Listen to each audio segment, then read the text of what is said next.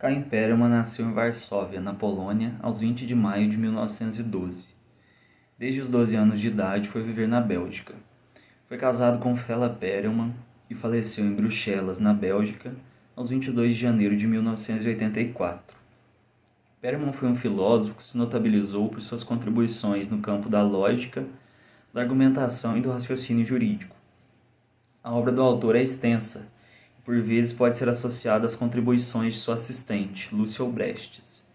Entre os principais títulos por ele produzidos, pode-se citar Retórica e Filosofia, de 1952, Tratado da Argumentação, de 1958, Justiça e Razão, de 1970, Filosofia Moral, de 1967, Lógica e Moral, de 69, O Campo da Argumentação, de 1970 e Lógica e Argumentação, de 1971, Lógica Jurídica, de 1980, O Império Retórico, de 1977, A Nova Retórica e Humanidades, de 79 e Justiça, Lei e Argumento, de 1980.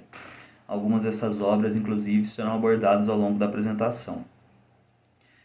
Por se tratar de um autor pouco conhecido no Brasil, não se dispõe, ao menos documentalmente, de uma biografia cronológica e tradicional a respeito de Perelman. E por essa razão, nosso grupo organizou a apresentação em 3 fases do pensamento do autor, que nesse contexto vão abordar tanto aspectos biográficos quanto aspectos teóricos, de forma conjunta. A primeira fase de Caim Perelman é a sua fase de formação intelectual, que se iniciou com sua entrada na universidade como acadêmico, até 1940, com o advento da Segunda Guerra Mundial.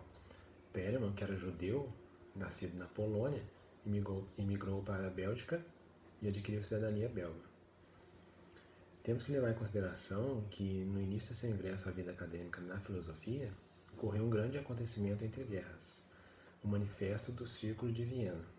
Foi um manifesto pela defesa de uma concepção científica do mundo, publicado por um círculo que envolveu uma boa parte dos grandes filósofos que vinham da lógica, da matemática, influenciados por Wittgenstein, Rousseau, que foi um filósofo extremamente importante na filosofia, da matemática e da lógica, e Karl Popper.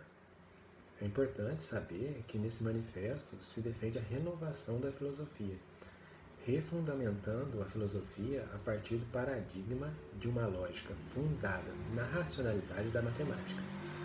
Pois é pela matemática e pelo estudo dos fundamentos da matemática que é possível resolver os problemas da lógica.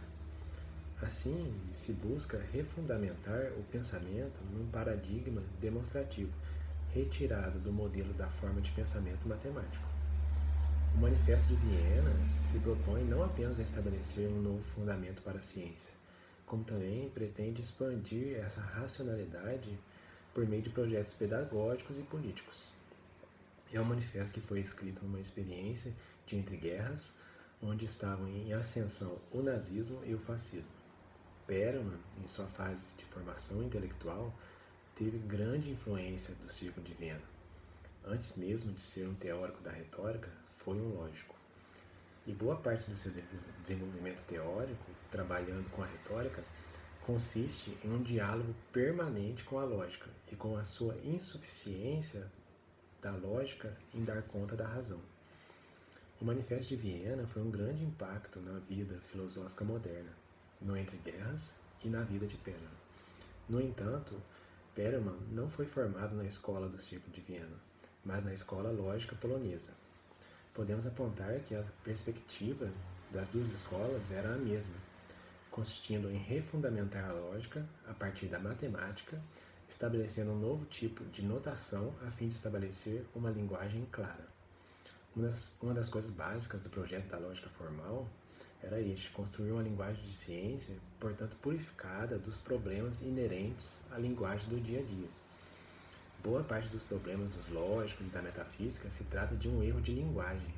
Assim, se conseguir refundamentar a ciência e os problemas filosóficos em uma filosofia linguística, isto é, uma análise da linguagem a partir da matemática e a partir de um procedimento tanto de indução quanto de dedução, bem fundamentado, Logo, a ciência estaria fundamentada.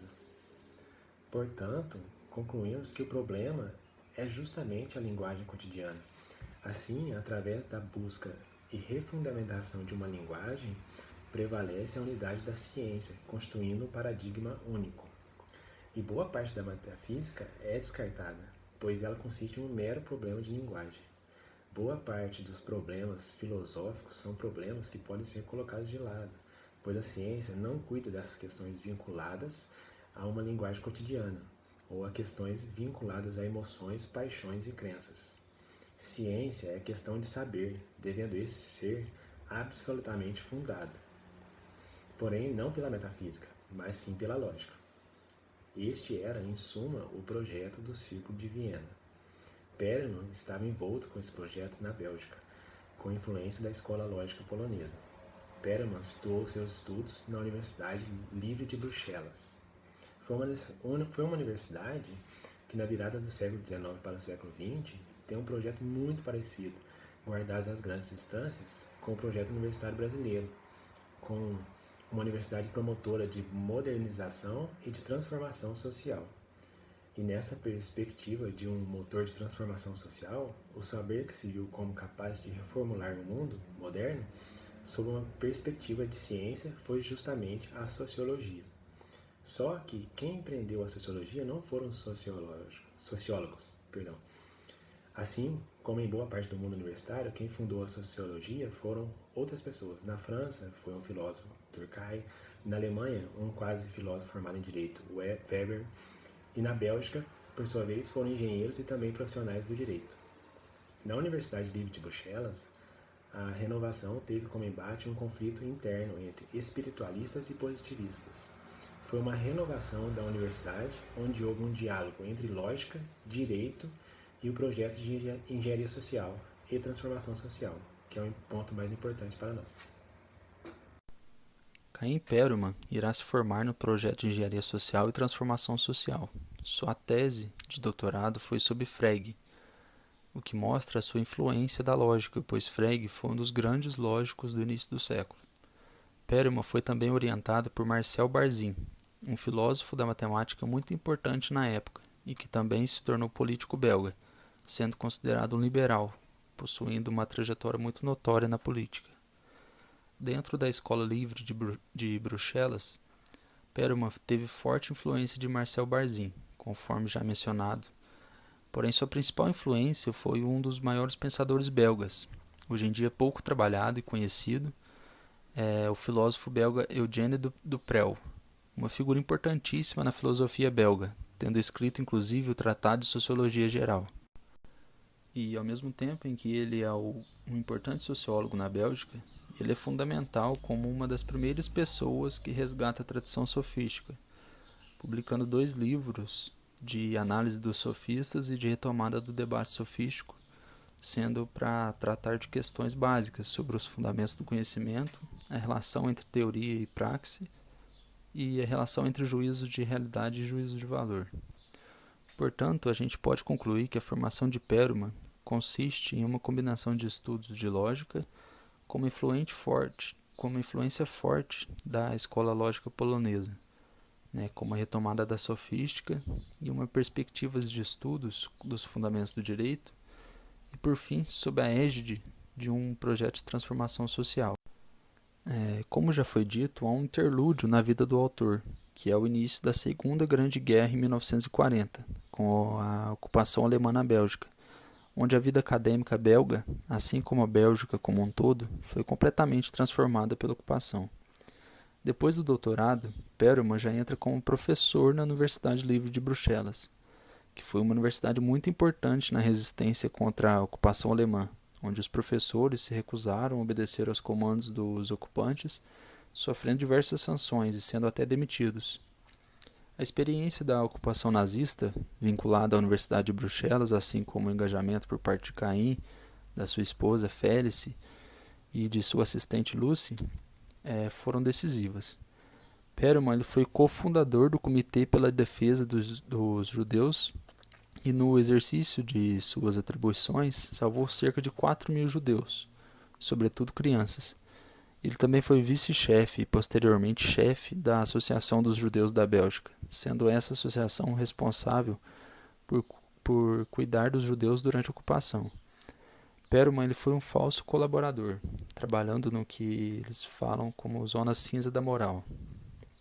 E isso mostra, uma certa racionalidade prática, que prenuncia a retórica. Com a falsa colaboração por parte de Perelman, foi possível fazer resistência por debaixo dos panos, tanto na imigração dos judeus, sobretudo as crianças, quanto na busca por acesso a comida e mantimentos, contrabandeando e dando para pessoas que necessitavam e trabalhando na parte de prover suprimentos, alimentos, roupas e tudo que é essencial, que era essencial para atender os judeus. No pós-guerra, Perelman ele participou de uma associação que ajudava os judeus a imigrarem para a Palestina e participou também dos comitês de especialistas, para restabelecer os princípios da Declaração Universal dos Direitos do Homem, que foi referendada na Assembleia Nacional da ONU, sendo o sustentáculo como fundamento de uma ordem jurídica internacional. Perelman também participou da restauração dos princípios universais dos direitos humanos, com a ideia de fundamentar os direitos universais. O fato é que no pós-guerra há uma virada retórica, uma virada não apenas linguística, mas sobretudo retórica, ainda não muito conhecida, sendo essa virada na filosofia denominada de virada linguística, com Habermas, com os filósofos analíticos da linguagem, com a filosofia pragmática. Por exemplo, no pós-guerra houve uma virada retórica em uma busca de novo fundamento do saber. Por exemplo, temos o próprio Caim Perelman e Hannah Arendt, ela que não fala muito sobre a retórica, mas é inquestionavelmente uma retomada da retórica, ainda que menos explícita. A obra de Perelman não faz somente uma virada, mas é uma retomada teórica da retórica. A segunda fase foi de 1945 a 1958, com a descoberta da retórica e a construção da nova retórica. Em 1945, Perelman retorna à Universidade Livre de Bruxelas e se torna professor de História, Logística, Metafísica, Filosofia e Moral, ministrando aulas em vários campos acadêmicos. E é ainda em 1944 que ele começa a escrever um texto muito importante intitulado Sobre a Justiça, onde tenta buscar os fundamentos da justiça, chegando ao que ele denomina de núcleo da justiça ou núcleo formal da justiça. Perelman, nessa busca pelos fundamentos da justiça, que ele começou a escrever e publicou logo no fim da guerra, defende a seguinte tese que irá seguir ao longo de sua vida, que a justiça pode ser definida por um núcleo formal, que é tratar igualmente a todos que pertencem a uma categoria semelhante, estabelecendo o que ele chama de regra da justiça, que consiste em tratar todos pertencentes a uma mesma categoria de forma igualitária. Ele chega a elencar 6 tipos de justiça a partir dessa regra formal, onde há conflitos entre esses tipos de justiça. Uma indecisão sobre que princípio de justiça serve quando se trata de dizer se alguma coisa é justa ou não, chegando Perelman a uma conclusão aporética, onde ao mesmo tempo que ele busca fundamentar o que é justiça, ele diz que o fundamento último é decisionista, não havendo como fundamentar o que é justo e o que não é. Ele ficou insatisfeito com essa análise, o que foi importante para começar a sua refundamentação, pois no princípio ele não consegue chegar a uma fundamentação da justiça, mas apenas cai em um decisionismo, que não é propriamente o que ele estava buscando, uma decisão que não tem racionalidade. Boa parte da teoria retórica trabalha em cima de como decidir razoavelmente. E a aporia é justamente quando esta questão não se consegue alcançar um fundamento razoável. Portanto, o que se conclui é que o problema para Perelman era a razoabilidade da decisão, não apenas decidir. Perelman também tem debates nesse período sobre o livre-exame e sobre a liberdade nas democracias modernas, havendo uma tensão entre a questão da liberdade e a verdade, ou seja, estabelecer o que é verdadeiro está em conflito ou não com a liberdade humana. Ele questiona se sim ou não, e também se o paradigma da verdade estaria em conflito com a liberdade humana. Perelman pensa: o problema da verdade com relação à liberdade é resgatar a questão da opinião, a relação entre a verdade e a opinião.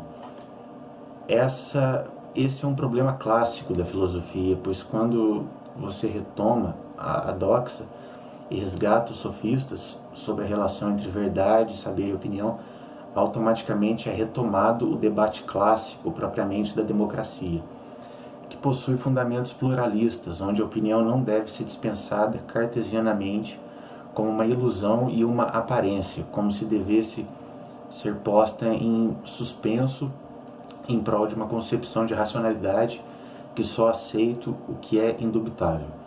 A tradição moderna acaba estabelecendo uma concepção de racionalidade onde boa parte do que é racional é posto como irracional. A maior parte da vida humana é relativa à doxa, e é relativa ao que é confuso e à necessidade de decidir acerca de diversas questões que estão em conflito e que necessitam de decisão diante de um tempo curto.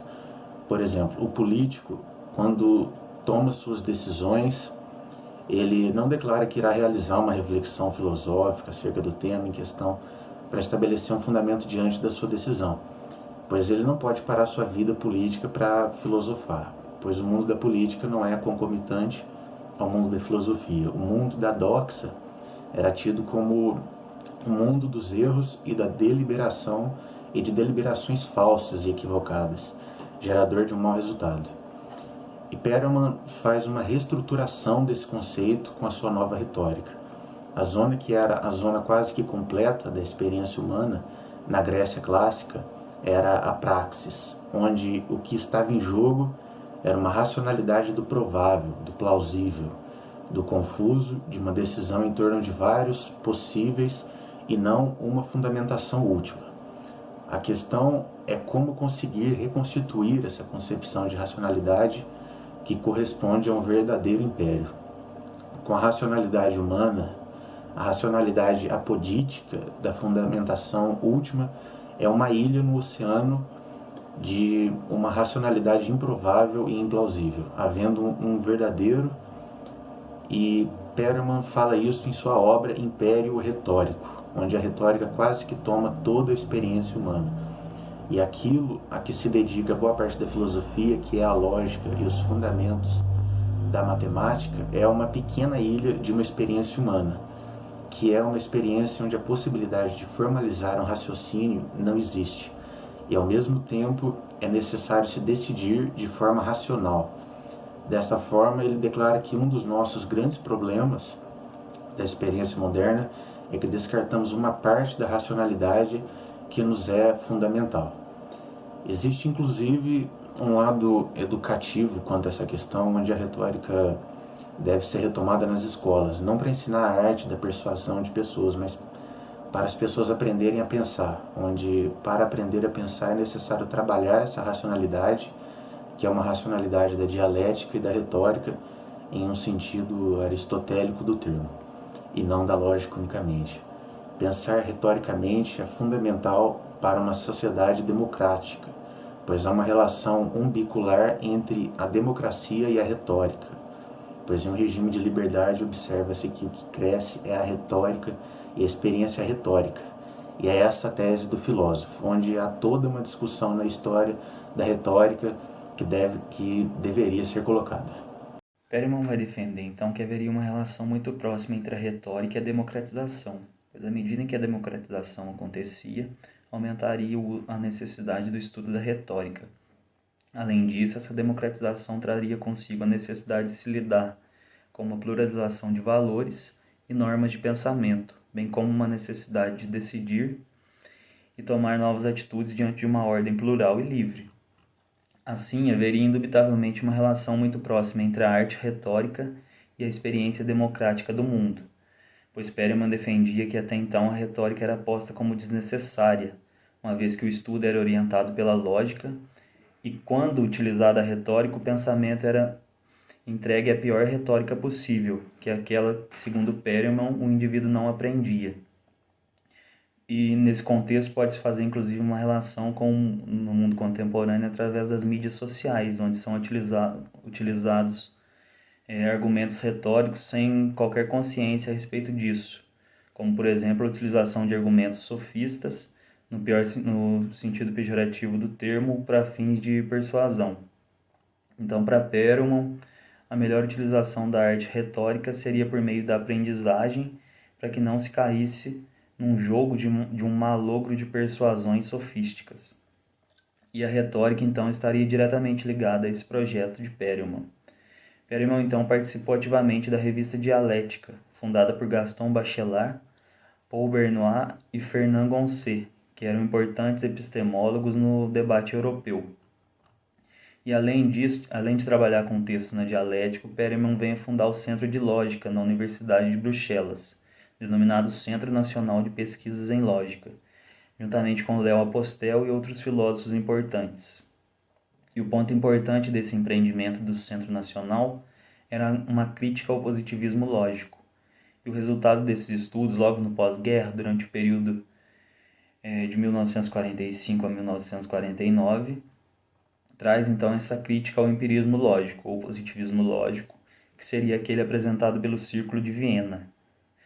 Ocasião pela qual Perelman destaca que o Círculo de Viena não apresentou um conceito de razão que seria suficiente. E por quê? O conceito apresentado pelo Círculo de Viena trazia uma distinção entre juízos de fato e juízos de valor, ou juízos de realidade e juízos de valor. E no que diz respeito aos juízos de valores, eles eram entregues à irracionalidade na tradição do positivismo lógico, ou seja, não eram, segundo Perelman, utilizados de maneira correta. Então, o projeto de Perelman consiste numa lógica dos juízos de valor, de modo que seria possível, então, fundamentar esses juízos de valor em detrimento à fundamentação única dos juízos de realidade utilizada pelo Círculo de Viena. Então, segundo Perelman, no Círculo de Viena se falava bastante sobre os juízos de fato, e as ciências, por consequência, conseguiam explicar esses juízos de fato, explicando as coisas quando elas se atêm apenas aos fatos, porém, não explicaria de maneira fidedigna esses juízos de valor, ou seja, o que é bom, o que é justo, o que é belo, afinal. Então, para Perelman, a melhor racionalidade seria aquela que conseguisse estabelecer o valor, o juízo de valor, que é onde a retórica se candidataria para fundamentar essa racionalidade. Perelman, então, nesse contexto, nessa fase de sua vida, faria uma crítica ao positivismo lógico, fundamentado em uma necessidade de uma lógica dos juízos de valor e de uma reconstrução pós-totalitária da racionalidade prática, que conseguisse explicar de forma satisfatória esses dois juízos. Então, para Perelman, deveria ser buscado razões pró e contra para se ter uma liberdade de decisão e responsabilidade com essa decisão, em contraposição à obediência que era imposta por outrem. Essa perspectiva de tentativa de busca do fundamento último nos leva a dois extremos. A crença de que se conseguirá fundamentar, sendo necessária toda uma transformação da realidade para adequar este novo fundamento, ou partindo do pressuposto de que não é possível fundamentar, ficando assim tudo a cargo das autoridades estabelecidas, um típico dilema do mundo moderno, ou seja, fundamentar as questões de competência na racionalidade prática sem cair no dilema entre a revolução absoluta ou conservadorismo absoluto. O problema no absolutismo, no sentido filosófico do termo, está em filosofias que buscam o fundamento absoluto das coisas. Em suma, a questão básica é, conforme o próprio autor traz, como distinguir o que é essencial do que não é, o que importa do que é desejável? Me dava conta dessa forma de que essa distinção não poderia ser feita sem recorrer a juízos de valor, que nessa época me pareciam perfeitamente arbitrários e logicamente indeterminados. Como se pode raciocinar sobre valores? Existem métodos racionalmente aceitáveis que permitem preferir o bem ao mal, a justiça à injustiça, a democracia à ditadura. A resposta cética dos positivistas me havia deixado insatisfeito. Ainda mediante essa insatisfação com as críticas positivistas, e nessa sua fase de desenvolvimento de sua obra, ele nos traz outra questão quanto à preocupação com essa insuficiência para se obter a fundamentação dos juízos de valores. É neste clima filosófico, em 1929, o mesmo ano viu a publicação do Manifesto do Círculo de Viena, que meu próprio desenvolvimento filosófico iniciou. A filosofia, como a disciplina complementar das ciências, foi reduzida à axiologia, o estudo sistemático e julgamento de valores, e foi exposta a críticas incessantes positivistas que havia a filosofia arrastada entre instituições incomunicáveis e expressões literárias de emoções puramente subjetivas. A elaboração de uma filosofia baseada nas razões tornou-se impossível, porque era necessário escolher entre um método racional que esvaziava a filosofia de todo o conteúdo e uma filosofia significante, cujos métodos pareciam subjetivos e irracionais. Foi, no entanto, difícil ficar resignado ao positivismo que declarou como igualmente arbitrário todos os julgamentos de valores, quando todo nosso ser estava revoltado contra as ideologias totalitárias que zombaram da dignidade humana e de todos os valores fundamentais de nossa civilização, liberdade e razão. Como nós nos livramos deste dilema, caso seja sustentado que os métodos científicos, dedutivo ou indutivo, não nos permitem estabelecer julgamentos de valor e passar daquilo que é ao que deve ser? Então, recapitulando, nós estamos na segunda fase do autor e lemos citações extraídas de um texto de um momento onde Perelman ainda não a conhecia, a retórica em si. Porém, o problema da retórica já estava posto já em 1940. A questão era ele, o autor, conhecer a tradição, ora não conhecia, o que foi acontecer mais para o final da década de 1940 e início da década de 1950. Digamos que é uma relação quando Perelman e Obrecht Tcheca se deparam com o livro de Jean intitulado Les Fleurs de Tarbes. Este, que é um crítico literário que acabou utilizando do conhecimento de técnicas de retórica para fazer críticas literárias e ensaios, sendo considerado um importante literato francês que retomou a questão da retórica para tratar de problemas da literatura, sobretudo de estilística. Jean Paglion, com este livro chamado O Terror nas Letras, coloca no final do livro excertos de retórica de Brunetto Latini, que é um importante retórico do Renascimento. Perelman e Lucy leem isto e percebem uma identificação com esta obra, sendo uma espécie de eliminação, pois ambos, ao ler o problema que Paglion coloca em sua obra, se dão conta que é justamente essa tradição que eles necessitavam, e extraem ainda uma pequena parte do exceto de Brunetto.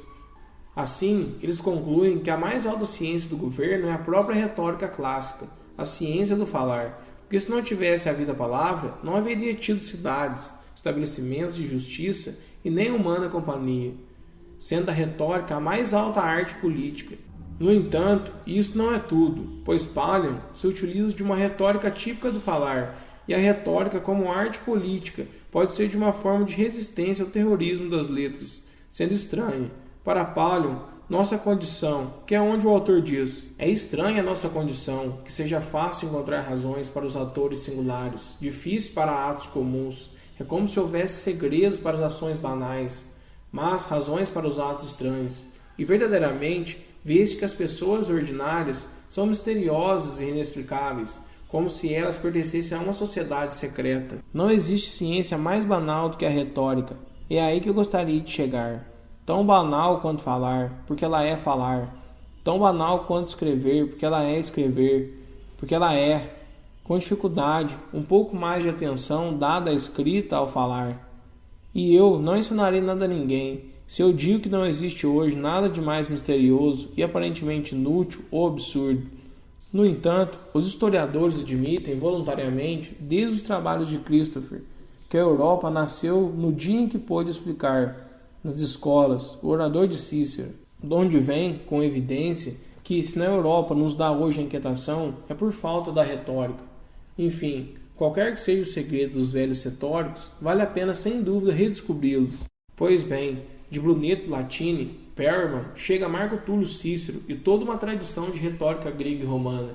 E eles, Perelman e Obrecht Tcheca, se debruçaram então na retórica até resgatar a tradição, sobretudo Aristóteles, acerca de sua arquitetônica, onde podemos falar que Aristóteles tem uma concepção de pluralidade de razões que está vinculada a uma ontologia, uma metafísica que concebe uma pluralidade do ser. Temos vários escritos de Aristóteles, analíticos, que tratam da lógica, tópicos tratando da dialética, no sentido aristotélico do termo, ou seja, distinta da dialética hegeliana, retórica, que estava esquecida, e por fim, refutações sofísticas, que tratam de argumentos sofísticos, sendo esta uma série de escritos aristotélicos, onde infelizmente no mundo moderno o que predominou na obra de Aristóteles foi a metafísica e os analíticos, que consistem nos estudos da lógica, ficando os escritos sobre dialética e retórica praticamente esquecidos. Por fim, temos a terceira fase da vida de Caim Perelman, que se trata dos desdobramentos da arte retórica, onde o autor vai se firmando como um filósofo do direito e da justiça, um dos mais importantes do século XX, fundando o Centro de Filosofia do Direito. Ele vai trabalhar então em duas frentes, no Centro de Pesquisa de Lógica e no Centro de Pesquisas de Direito. O Centro de Filosofia do Direito foi fundado juntamente com Paul Fourier e Henri Buck na Universidade Livre de Bruxelas. Perelman começa a analisar um setor da argumentação que ele considera, digamos, o melhor vocacionado para a fundamentação da racionalidade retórica em uma análise do raciocínio jurídico.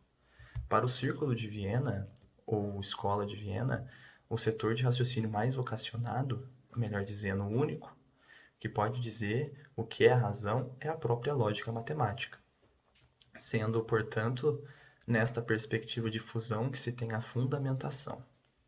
Para a retórica, o setor mais vocacionado, por sua vez, é o direito. Mas Perelman não se volta apenas ao estudo do direito, mas se debruça sobre argumentos filosóficos, pois a filosofia tem uma pretensão muito especial em relação às outras formas de argumentação, que é a busca da verdade, uma espécie de consenso universal. E este tipo de argumento é muito interessante para se estudar, pois como se convence voltado para um consenso universal? Assim se faz mister estudar que técnicas de argumentação os filósofos utilizam. O direito se preocupa com a questão do justo, sendo suas melhores contribuições não o estudo das argumentações filosóficas, ainda que se utilize delas, mas suas fortes argumentações estão voltadas para as questões da justiça e da ética, sobre o que é bem ou mal. Perelman chega a sinalizar também que é importante se estudar argumentos teológicos monoteístas, isto para elucidar aspectos da argumentação que outros setores possíveis não trazem, que é a questão da prova, tanto do ser primeiro, que seria Deus, quanto da criação última das coisas, bem como suas derivações, e entre outros. Podendo a retórica, então, entrar com uma pretensão secular e laica de apreensão das formas de fundamentação teológicas, filosóficas, jurídicas, éticas e dentre outras. Perelman contribui para a elaboração de um raciocínio jurídico e para a elaboração de questões éticas de filosofia da justiça. No final da vida se tornou um barão, recebendo este título de nobreza em 5 de dezembro de 1983, pelas suas contribuições com relação à expansão da cultura belga e do conhecimento, tornando-se para o mundo um aristocrata, sinal de que ele conseguiu se tornar um bom retórico. Mas, logo após receber este título de nobreza, veio a falecer, fatalmente, em 22 de janeiro de 1984. Na ocasião de um jantar com amigos em celebração do título de nobreza recebido, vítima de um ataque cardíaco, desaparecendo repentinamente do evento. A efeito de curiosidade, em seu epitáfio está escrito uma leitura bíblica. Perelman era judeu, apesar de não ser praticante, como uma suma da razão forte de sua vida. Entre aspas, a justiça seguirás. Deuteronômios 16:20. Se fôssemos sintetizar a importância de Perelman para o direito, diríamos que ele teve grande influência em quebrar aquele pensamento do Círculo de Viena de positivismo e trazer o direito muito mais próximo da atividade jurisdicional do que simplesmente da legislativa. O direito, então, analisaria o caso concreto muito mais friamente do que simplesmente se ele fosse apenas positivado.